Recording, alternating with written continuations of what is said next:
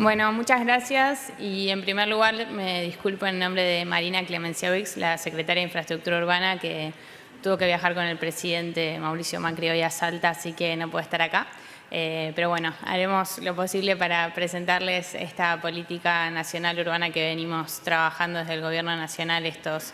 últimos 4 años. ¿Y por qué tener una política nacional urbana y trabajar en términos urbanos en nuestro país? Creo que es evidente que ustedes lo conocen, el diagnóstico, y trabajan en ello todos los días. Que la desigualdad alcanza niveles tan altos que amenazan los cimientos del desarrollo económico. Nosotros lo vemos en términos también urbanos y cómo los déficits de infraestructura urbana es hacia donde tenemos que apuntar para mejorar y empezar a mejorar los estándares de calidad de vida de los argentinos. ¿Y por dónde empezamos? Por nuestra idea de mirar hacia las ciudades, porque entendemos que allí es donde vive la gente. Básicamente el mundo vive en ciudades y Argentina es un país urbano, no está por fuera de la regla, sino muy por el contrario, está muy por encima de la media mundial y de la media latinoamericana. Y esta tendencia va a seguir creciendo, incluso en provincias como Córdoba y en todo nuestro país, por más que estamos acostumbrados a pensar que somos un país extenso y con población rural, la población hoy en día elige vivir en las ciudades y ahí es donde tenemos que trabajar en dotarlas de infraestructura. Porque las ciudades son generadoras de valor y, como decía en el panel anterior, está muy relacionado el crecimiento y la capacidad de crecimiento del Producto Bruto Interno con la densidad poblacional y con la infraestructura que las ciudades tengan. Este es un mapa nocturno y muestra muy bien cómo, a partir de la densidad poblacional y de la infraestructura de las ciudades, el Producto Bruto Interno tiene mayor capacidad de crecimiento. Y entonces son donde las personas también desarrollan sus vidas y donde desarrollan sus vidas en términos económicos y en todos sus aspectos. Esto es la calle Arístides en Mendoza, que es una intervención que hicimos, una renovación urbana de esta calle, como que hoy en día y que siempre funcionó como punto de encuentro, como un centro gastronómico, de turismo, y que hoy está muy potenciado a partir de las obras que se hicieron. Esta foto de la ciudad informal y la ciudad formal creo que en distintas medidas se ve en todas las ciudades del país y sobre todo en los principales aglomerados de nuestro país, como es Gran Córdoba, y por ahí empezamos, porque miramos un poco las ciudades argentinas, donde el 40% de la población vive en el área metropolitana de Buenos Aires, pero también hay 30 aglomerados donde se concentra la mayor población, entre ellos la ciudad de Córdoba y Gran Córdoba, y esta es la distribución, y a partir de la distribución de población en los tipos de ciudades de nuestro país es que encaramos una política pública para poder llegar a todas las ciudades, para también llegar a las ciudades intermedias y a las ciudades chicas de nuestro país. El diagnóstico, como bien dice acá, tenía que ver con la falta de infraestructura urbana, con la falta de agua, cloaca, calles, veredas, espacios públicos, pluviales, con poca planificación, que no es falta de planificación porque siempre hubo grandes libros escritos de planificación urbana y planteando hacia dónde ir. El problema fue la implementación siempre de esto, y de hecho ONU Habitat hoy en día su lema es la implementación de la nueva agenda urbana, que los países pongan en práctica los lineamientos que se definieron en términos internacionales y mundiales de hacia dónde tienen que ir las ciudades. La centralidad económica, como es el caso de la ciudad de Córdoba y de los grandes aglomerados, y el crecimiento de baja densidad.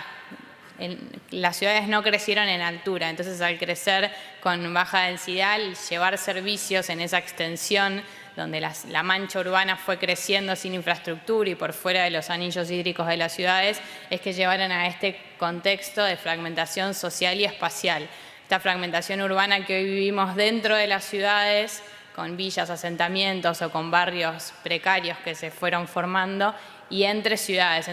que tienen mayor infraestructura y otras que tienen aún muchos déficits de acceso a infraestructura. esta falta de infraestructura urbana, nosotros cuando llegamos al gobierno nacional y con un trabajo de identificación de estas zonas precarias o zonas marginales que hicimos con las provincias y con los municipios en todo el país, llegamos a identificar que tenemos 6.300 o arrancamos con 6.300 áreas en las cuales el Estado Nacional y en conjunto con los gobiernos provinciales y municipales tenía que abordar para empezar a resolver esta situación de déficit habitacional cualitativo y de infraestructura de 12 millones de personas, de argentinos, y que tiene que ver, bueno, con estos déficits de agua, de espacio público, de cloaca, de la tenencia irregular de la tierra, el déficit de la vivienda de por sí y la conectividad.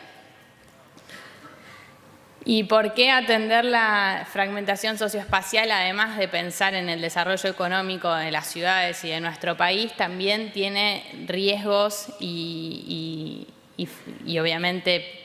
problemas para nuestra sociedad y para nuestro país el no atenderla? Bueno, acá enumeramos algunos, y sobre todo esto, que una persona que tiene acceso sobre todo a agua y a cloaca, a servicios básicos, mejora en su expectativa de vida en 10 años, comparándola con una persona que no tiene acceso. Entonces, esto es la base por la cual cuando llegamos, el presidente Mauricio Macri planteó las metas de poder llegar a la cobertura del 100% de agua potable en las zonas urbanas de nuestro país y por lo menos al 80% pensando en 8 años de gestión, y que estamos abordando desde el Ministerio del Interior y también con los otros ministerios y con las provincias y los municipios. Porque bueno, nuestro desafío es transformar las ciudades en espacios de oportunidad, garantizando el acceso a la ciudad para todos. Y todo esto obviamente tiene que ver con obras públicas, con obras que estén pensadas y planificadas y ejecutadas y terminadas en tiempo y forma y que mejoren la calidad de vida de los argentinos. Con un objetivo de largo plazo de construir ciudades, como les decía, compactas, resilientes, inclusivas, seguras y participativas, que es un desafío mundial y que después Pablo de CAF también va a ahondar seguramente en eso, porque es un desafío que compartimos todos los países miembros de las Naciones Unidas y que estamos trabajando, y que hoy tenemos que trabajar en lo concreto, que es dotar de infraestructura a nuestras ciudades, y que es lo que estamos haciendo. ¿Y por qué las ciudades son una política de Estado y se creó un Plan Nacional de Hábitat y trabajamos junto con las provincias y los municipios en tener una agenda urbana a nivel nacional? Por todo lo que venimos diciendo, y esto se vio reflejado en una decisión del presidente de invertir en este tipo de obras, que partimos de un presupuesto muy limitado y con una capacidad de acción y de transformar bastante limitada y poco coherente con el diagnóstico que tenemos y con la necesidad de infraestructura que hay, y que era un programa del BID, que es el PROMEVA, un programa de mejoramiento de barrios, que era el único que hacía este abordaje integral de los barrios, y que esto se multiplicó por 7 veces y se sigue multiplicando, y que a su vez al día de hoy tenemos nuevos bancos que apoyan esta iniciativa y este plan que estamos implementando, como CAF y Banco Mundial y Fonplata, con los cuales estamos financiando estas obras, además del presupuesto del Tesoro Nacional. Y un poco, bueno, qué fue lo que hicimos y cómo definimos estas áreas de intervención. Como les decía, ahí teníamos los distintos tipos de ciudades y teníamos que llegar a todas las ciudades con infraestructura, básicamente, en primer lugar con agua y cloaca. Entonces, en función del tipo de ciudades es que definimos cómo íbamos a abordarlas.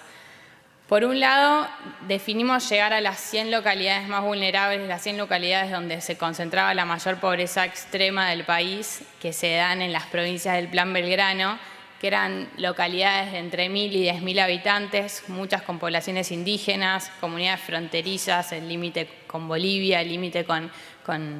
los distintos países, y donde nunca había llegado el Estado Nacional y donde no había ni siquiera proyectos para poder llevar un acceso a agua segura, al saneamiento ambiental, ni hablar con todos los demás déficits que estas ciudades tenían. Y que pensamos, como se marca en el primer recuadro, generando un anillo hídrico y a partir de ahí plantas de tratamiento de agua, de cloaca y toda la infraestructura dentro de esas ciudades. Y como esas ciudades, que es el caso de La Unión, en Salta, y que estamos trabajando en 113, que ya están terminadas las obras y que seguimos generando proyectos para otras nuevas ciudades, llegamos a 113 ya de ellas y tenemos proyección de llegar en los próximos meses y si esta política se continúa a muchísimas más y que son localidades que pasaron de 0 a 100% de cobertura de agua, quizás que tenían una canilla comunitaria donde todas las familias tenían que caminar varios kilómetros con sus baldes de aguas para cargarlo, y esa es una realidad que hoy sucede en nuestro país, o tenían una letrina comunitaria donde toda la comunidad iba al baño, de alguna manera como lo resolvían, y ahí estamos llegando a estas 113 localidades. Luego llegamos a ciudades intermedias o ciudades pequeñas donde había habido un crecimiento. Este caso es de Levalle, de Córdoba, así que probablemente muchos lo conozcan. Y como este caso intervenimos en un montón de localidades. Recuerdo, no sé, Jovita, que estuve hace poco, en Vicuña Maquena, donde la ciudad había crecido hacia un sector, muchas veces después de una vía de un tren o alguna barrera física hacia donde los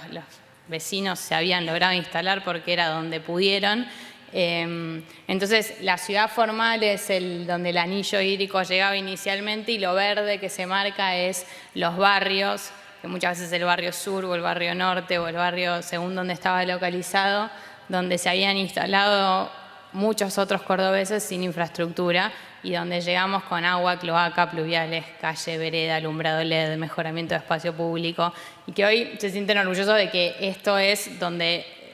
la gente y los cordobeses van a disfrutar del espacio público, incluso porque se logró integrar.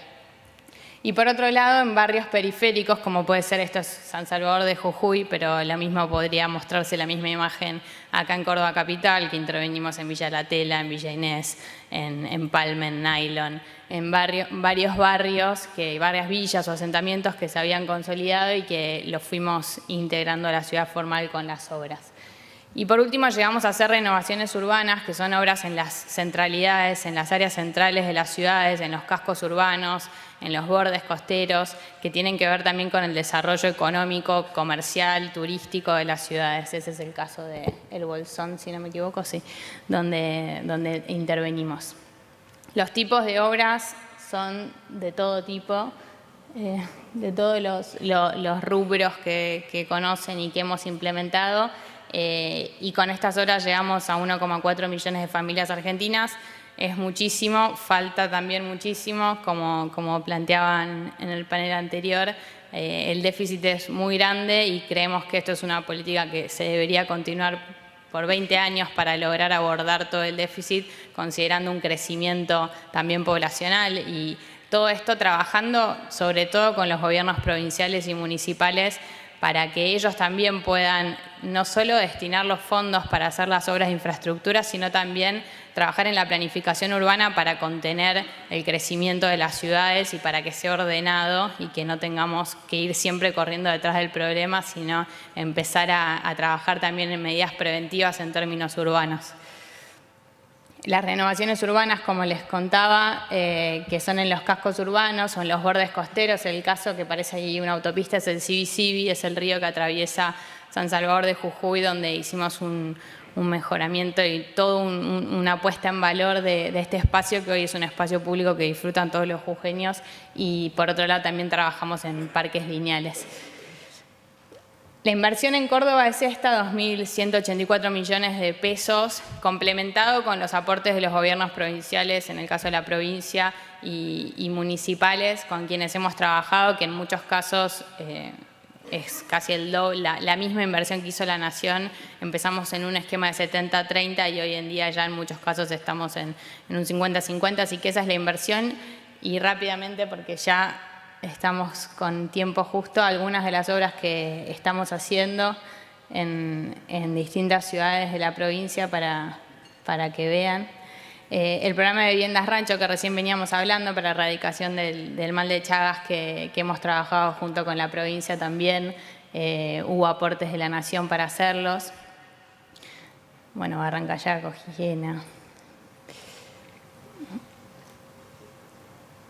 Algunas de las obras que les fui contando y de los mejoramientos que hemos podido hacer. Y para cerrar vamos a ver un video, porque el tema a nivel mundial, obviamente esto que decía, estamos en el marco de un trabajo que se viene haciendo de todos los países del mundo y que va en este sentido y que tiene que ver con terminar y consolidar, y hacia lo que apostamos en una futura gestión es poder tener una ley nacional urbana, que hoy la Argentina no la tiene, y poder tener realmente que la agenda urbana siga siendo el foco y que el foco siga estando en resolver este déficit de infraestructura. Así que hacia eso estamos trabajando como desafío mundial, ya también dentro del G20, con el MINURBI, que es la red de ministros de América Latina y del Caribe de infraestructura urbana, que Argentina fue parte, presidió esta red 2 años seguidos y ahora estamos con una secretaría. Y que es parte también del trabajo que tenemos que hacer con ustedes, porque nada de lo que hemos hecho y de lo que queremos hacer sería posible si no estuviesen del otro lado todas las constructoras y todas las empresas trabajando para estas obras. Así que creo que es un desafío que también nos incluye a todos. Así que como cierre, un videíto y muchas gracias.